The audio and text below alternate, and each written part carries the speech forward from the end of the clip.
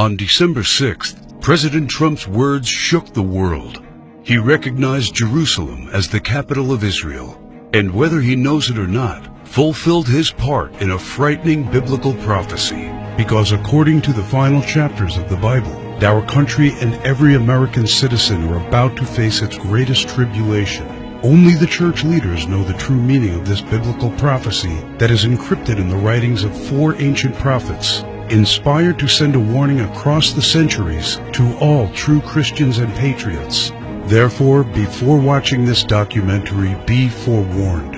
You are about to see how all the world's leaders and their armies are silently playing their part in the lead up to the greatest and darkest event in human history, an event that may leave 290 million Americans dead in its wake. Once you witness the chilling evidence of the words of our Lord coming true, there is no turning back. It will simply be impossible for you to go about your daily life like you used to, before knowing the truth. But take comfort, for it is God's will that you are here now, so that you may have the time to prepare, and maybe grant you salvation from all the wickedness of our times. And if you're feeling skeptical right now, let me ask you one question. Who would have thought 70 years ago that the Jewish people would have a country to call their own? Only those who read Ezekiel chapter 37. That is what the prophet wrote 2,700 years ago. The hand of the Lord was on me, and set me in the middle of a valley. It was full of bones. Then he said to me, "These bones are the people of Israel, my people.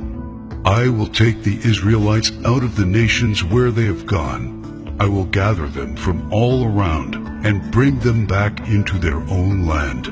I will make them one nation in the land on the mountains of Israel." Word by word, the prophecy made by Ezekiel came true. In 1947, the nation of Israel was born after the horror of the Holocaust, symbolized by the Valley of Bones.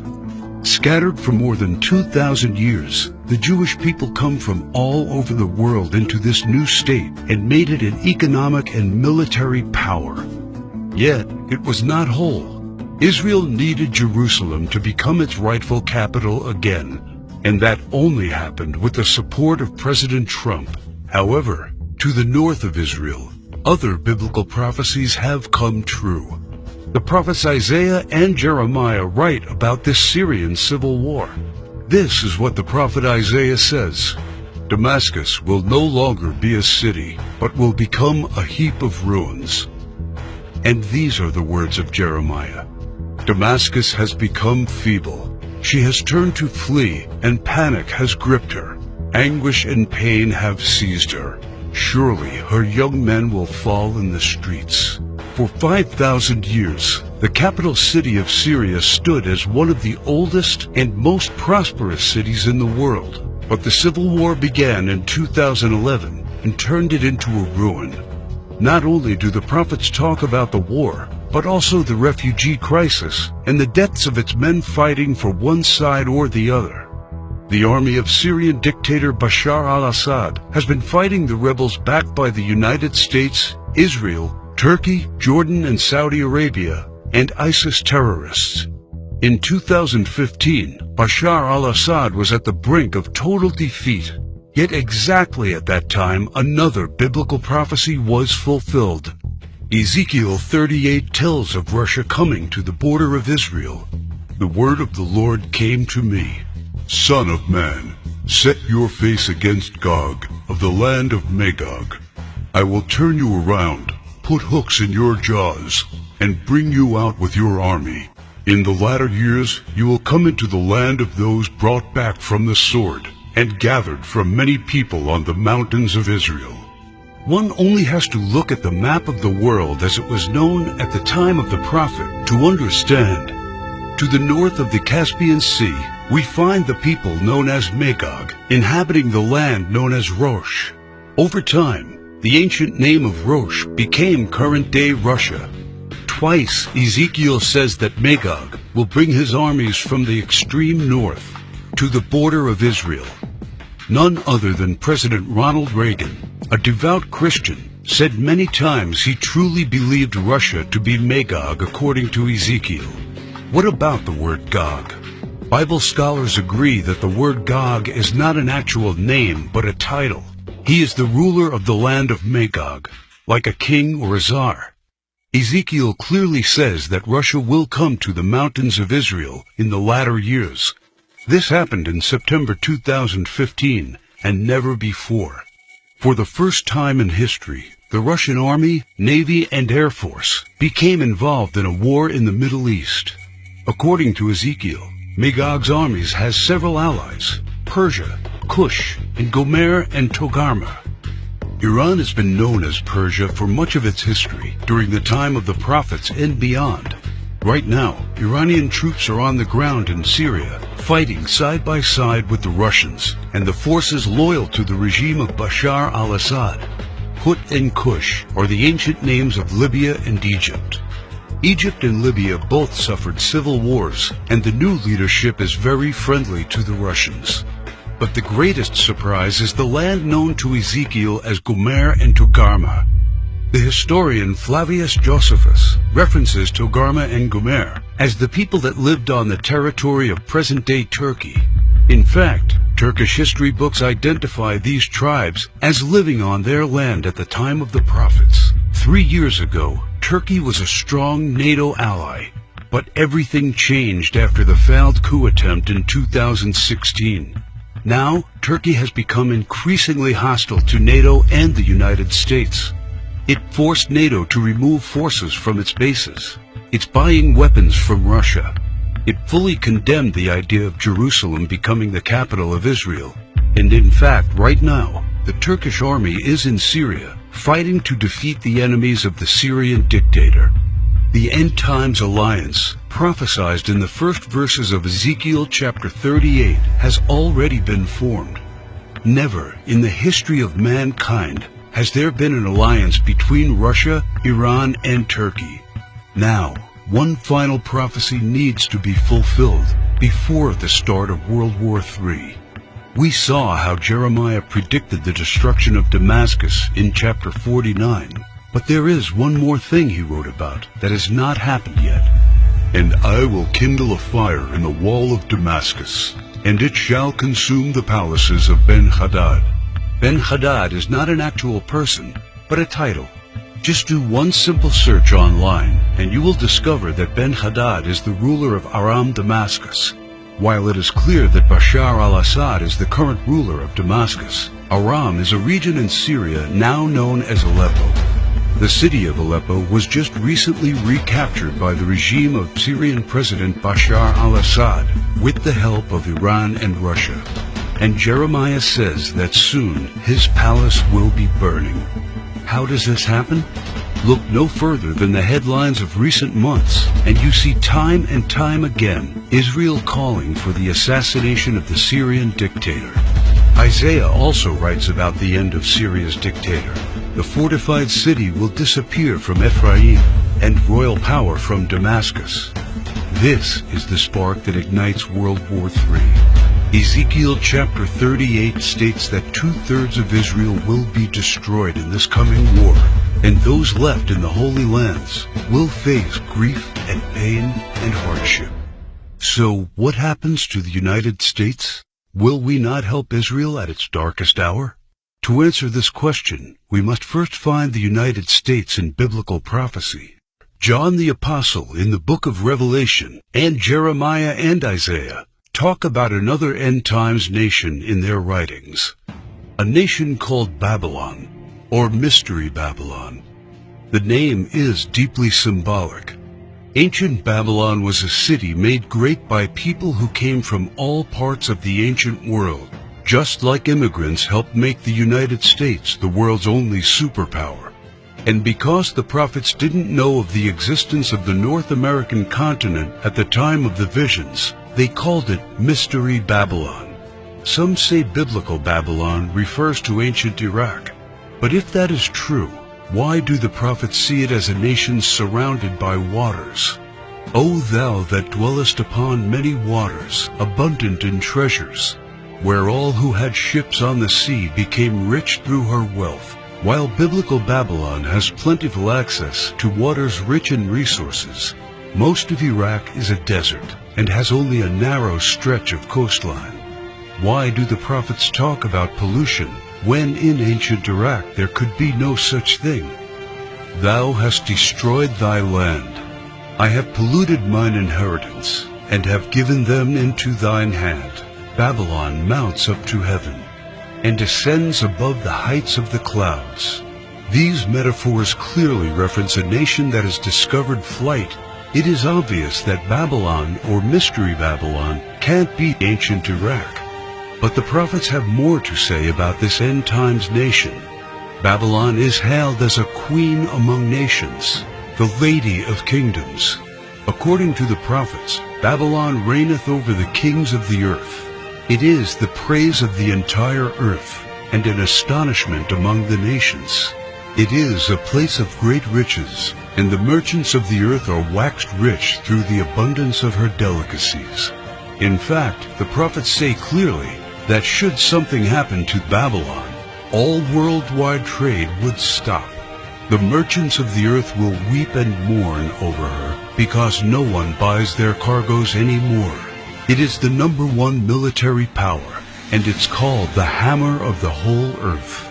Isaiah in verse 18, chapter 2, talks about how Babylon's beginning would be unique and awe-inspiring. America was created out of the former British colonies, a nation made out of many states just like the prophets foretold.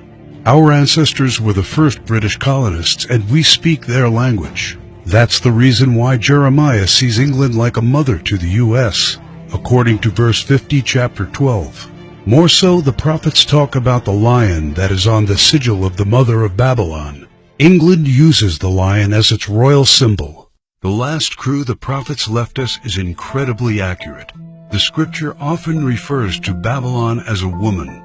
According to the book of Revelations, she sits atop water and has a golden cup in her right hand and a crown of 7 rays on her head. And the woman which thou sawest in that great city, which reigneth over the kings of the earth. The United Nations, in theory, reigns over all the kings of the earth, and is situated in New York, the great city where you can see the Statue of Liberty. The statue is the most well-known landmark in the U.S., and the symbol of Babylon the prophets are referring to in their clues. So why, then, are they also calling it the Whore of Babylon? The sculptor of the Statue of Liberty was Auguste Bertoldi, a Mason belonging to the Great Masonic Lodge in Paris. Before beginning the Statue of Liberty project, Bertoldi was seeking commission to construct a giant statue of the goddess Ishtar. The Romans also adopted this fertility goddess, but they changed the name to Libertas in Latin, Liberty in English. Libertas is the mythological equivalent of Ishtar. Therefore, the Statue of Liberty is in fact a statue of Ishtar, the Babylonian goddess of fertility, love, and sex. According to the ancient Babylonian rituals, one could only be purified of sin after intercourse with a temple priest or priestess of Ishtar. In return for this salvation, a gift offering was needed. Ishtar was the patron mother of the temple priestesses and priests. She was the mother of what we would call today prostitution. This is why Ishtar was seen by early Christians as the Whore of Babylon. And that is why the Statue of Liberty, the symbol of America, is also called by the prophets the Whore of Babylon. Do you think it is just a coincidence that the U.S., the home of the greatest and most famous statue of Ishtar, provides 65% of pornographic movies and adult entertainment to the world? Is it just another coincidence that this is the country where sexual liberation originated and spread to the rest of the world? It's not. It's just like the scriptures foretold. For all nations have drunk of the wine of the wrath of her fornication. The U.S. today has the most powerful economy and military, controls worldwide commerce, is proud and arrogant, has the most developed Air Force and space program, and it is the envy of the world. It houses the Whore of Babylon. It reigns over the kings of the earth. And unfortunately for every living American, It is Mystery Babylon. This is what the prophets say about the great enemy of Babylon. For out of the north there cometh up a nation against her, which shall make her land desolate. They come from a far country, from the end of heaven, and the weapons of his indignation to destroy the whole land. Remember which country the prophet said was from the north? The same country that Ezekiel said will lead a great alliance of nations to the borders of Israel? If war happens, the United States must be the first target.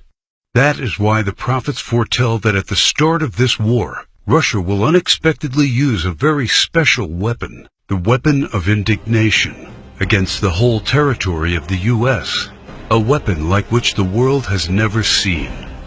The Holy Book shows how Babylon will feel the fury of this terrible weapon. This weapon will hit our entire country, and all our defenses will be in vain. Though Babylon should mount up to heaven, and though she should fortify the height of her strength, yet the spoilers come unto her. This weapon paralyzes our military and leaves it almost defenseless. How is the hammer of the whole earth cut asunder and broken? The mighty men of Babylon have forborne to fight. Their might hath failed. The broad walls of Babylon shall be utterly broken, and her high gates shall be burned with fire. She hath given her hand. Her foundations are fallen. Her walls are thrown down, because the spoiler is come upon her, even upon Babylon. And her mighty men are taken. Every one of their bows is broken. And after the attack, Babylon is left silent and in darkness. Sit thou silent, and get thee into darkness, for thou shalt no more be called the Lady of Kingdoms. All three prophets tell of the fall of Babylon, the destruction of the United States of America as we know it. This is not an event that happened to ancient Babylon in the past. History has never recorded the fall of a state or a city in the way described by the prophets. What weapon could silence an entire continent in 1 hour?